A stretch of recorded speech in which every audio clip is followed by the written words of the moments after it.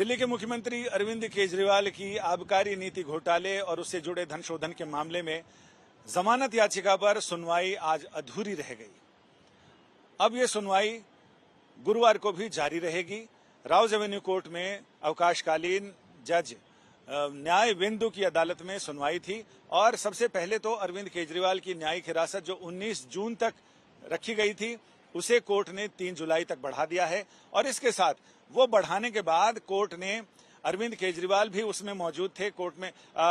Video conferencing के जरिए, लेकिन अरविंद केजरीवाल ने किसी भी तरह की दलील देने से ये कहते हुए विनम्रता से मना कर दिया कि उनके वकील ही उनकी पैरवी करेंगे, उनका पक्ष रखेंगे। तो वो वीडियो कॉन्फ्रेंसिंग के जरिए कोर्ट में पेश जरूर हुए थे, लेकिन उन्होंने कोई टिप्पणी नहीं की, कोई अदालत में किसी तरह की बात नहीं की, उनके वकील नहीं कहा। उनका ये कहना था कि इस मामले में कई लोगों को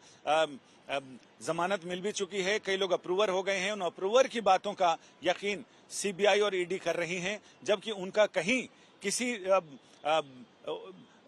आरोप पत्र में नाम नहीं है। इस पर ईडी की तरफ से यह कहा गया कि अरविंद केजरीवाल प्रत्यक्ष और परोक्ष रूप से रिश्वतखोरी के आरोपी हैं, लिहाजा इनका ये कहना कि उनके पास से तलाशी से कोई पैसा नहीं मिला, पैसे के लेन देन की बात नहीं है, लिहाजा न सीबीआई के वो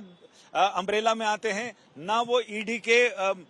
मामले में आते हैं, उनका किसी एफआईआर में नाम नहीं है। लेकिन एसवी राजू जो एडिशनल सॉलिसिटर जनरल हैं इस मामले में ईडी का पक्ष रख रहे हैं। उनका यह कहना था कि प्रत्यक्ष और परोक्ष रूप से अरविंद केजरीवाल इसमें शामिल हैं, क्योंकि उन्होंने हमारे पास सबूत है, उन्होंने 100 करोड़ रुपए की रिश्वत मांगी। और दूसरा ये कि वो आम आदमी पार्टी इसकी बेनिफिशियरी है और उसके आरोप पत्र में भी इसका जिक्र है। ऐसे में आम आदमी पार्टी एक ऐसे लोगों का संगठन है जो इस मामले से जुड़े हुए हैं और जाहिर है कि जब इस तरह की बातें होंगी तो आम आदमी पार्टी भी इसमें आरोपी है और आम आदमी पार्टी आरोपी है तो पार्टी को तो पकड़ा नहीं जा सकता, लेकिन पार्टी के संयोजक को इसमें जिम्मेदार ठहराया जा सकता है। अरविंद केजरीवाल इसके राष्ट्रीय संयोजक हैं, लिहाजा अरविंद केजरीवाल ही इसमें परोक्ष रूप से कहें तो इनडायरेक्टली अरविंद केजरीवाल इस मामले में भी आरोपी हैं और बाकी जो आरोप पत्र दाखिल किए गए हैं उस पर अदालत ने संज्ञान ले लिया है मनीष सिसोदिया और बाकी लोगों के खिलाफ। तो ऐसे में इसका आरोप पत्र पर संज्ञान लेने का सीधा मतलब है कि कोर्ट इस मामले में इसे सही मान रहा है और तभी इस पर संज्ञान लिया गया। अरविंद केजरीवाल का जिस चार्जशीट में नाम उस पर अभी तक कोई संज्ञान नहीं लिया गया, लेकिन उस पर भी संज्ञान लिया जाएगा। तो ईडी का कहना है कि अरविंद केजरीवाल सीबीआई मामले में और ईडी के मामले में आरोपी हैं और उनको अभी इस समय जमानत देने का मतलब होगा कि इस पूरी जांच को प्रभावित करना और किसी भी तरह से जांच को प्रभावित करना न्याय के हित में नहीं होगा। लिहाजा अदालत इनको इनकी जमानत अर्जी सिरे से खारिज कर दे। लेकिन